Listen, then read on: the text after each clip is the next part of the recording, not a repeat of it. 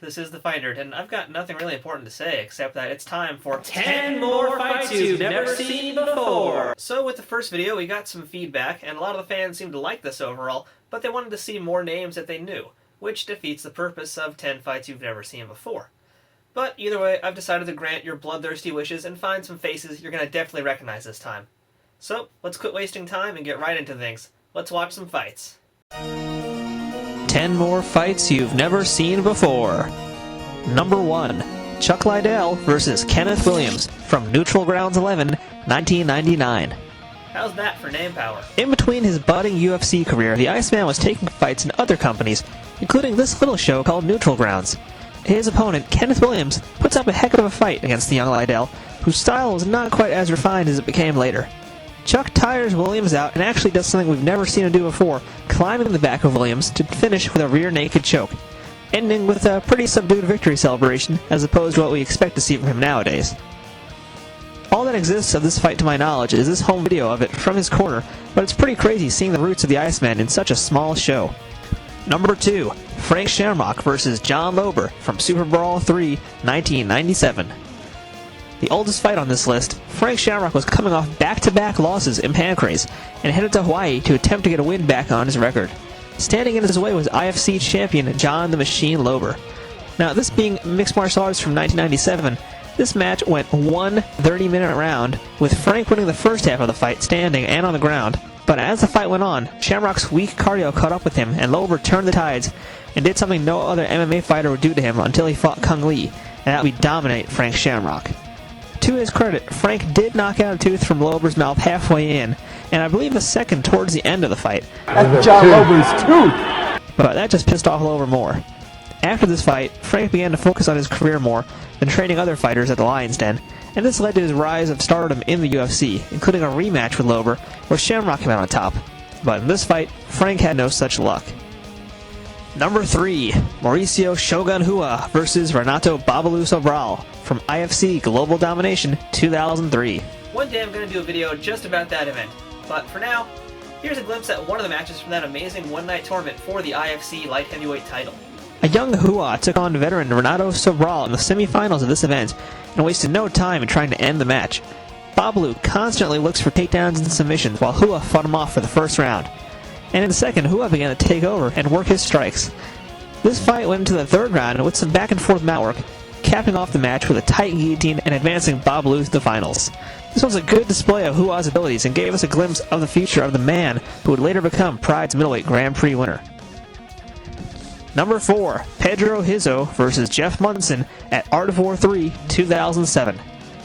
In his first and only defense of his IFA heavyweight title, Pedro the Rock Rizzo took on the Snowman, Jeff Monson, at this event in Dallas, Texas. Here are two journeymen in the sport who have fought all over the world, meeting in the middle of the cage last.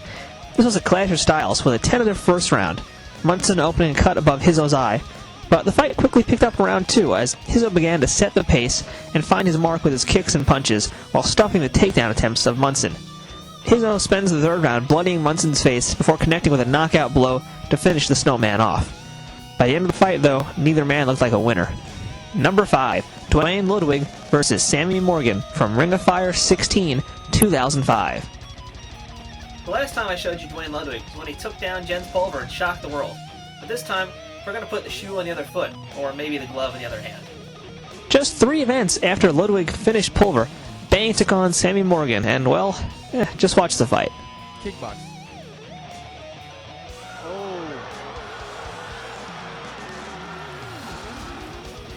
Morgan would soon find himself on the second season of Tough, which he lost, and would later get a rematch with Ludwig in 2008, which Bang won by TKO in just over 2 minutes.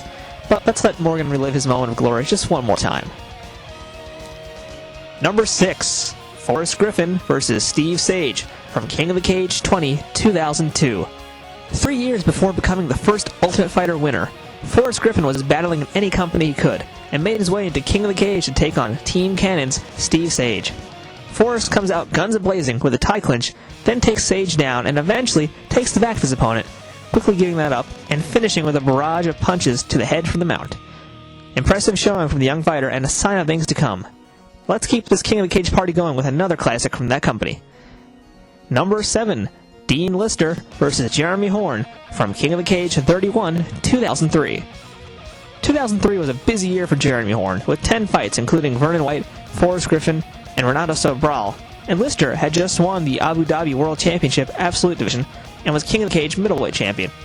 These two battled for the King of the Cage Light Heavyweight title in a 4-rounder that played off as an epic display of grappling for most of the first 3 rounds, capping off the 4th round with some banging stand-up. At this time, Horn already had over 100 fights under his belt, while Lister had only 7, yet managed to go toe-to-toe and show a lot of prowess for an MMA novice. Horn would win by decision, but the pair would meet again in the UFC in 2008, where Lister submitted Horn with a guillotine in the 1st round. If you don't like watching grappling, I suggest you don't watch this fight, but if you can really appreciate the ground game in mixed martial arts, then this is a must-see match for you. Number 8, Melvin Manhoef versus Evangelistos Cyborg from Cage Rage 15, 2006. Really, how much more do I need to say about this fight? Take 2 dangerous strikers, lock them in a cage, and let hell break loose.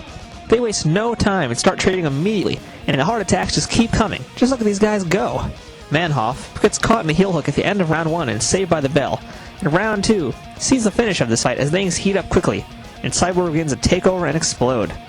Manhoef hangs on, and the exhausted Muay Thai fighters slug it out until Manhoef finally lands a fatal blow to end this.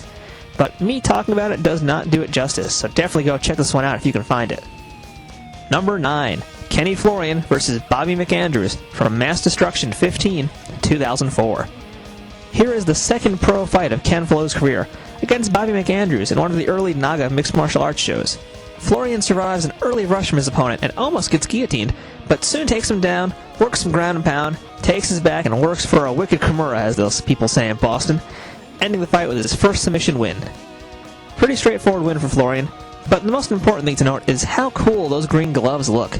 Someone really needs to bring those back into fashion. And number 10, Quinton Rampage Jackson versus Marco Bermudez.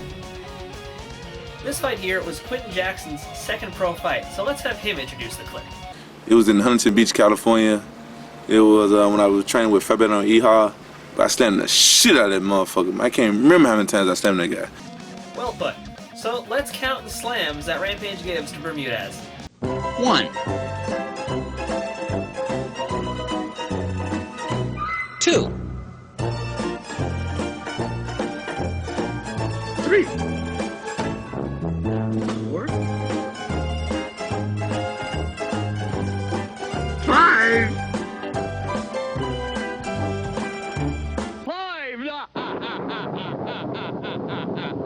This fight comes to an end as Jackson escapes a guillotine attempt, punishes Bermudez with some strikes, and takes his back to finish him with a choke. Quinton had no weapons at this time other than his slams, but they definitely did the job of softening his opponent up for him, and it wouldn't be too long before Jackson found himself in the big leagues. Right, Rampage? Slam! So there you have it, 10 more fights you haven't seen before. And if you have, that makes you hardcore. I'm hardcore! I'm hardcore! I'm hardcore! I'm Fight Nerd, thanks for watching.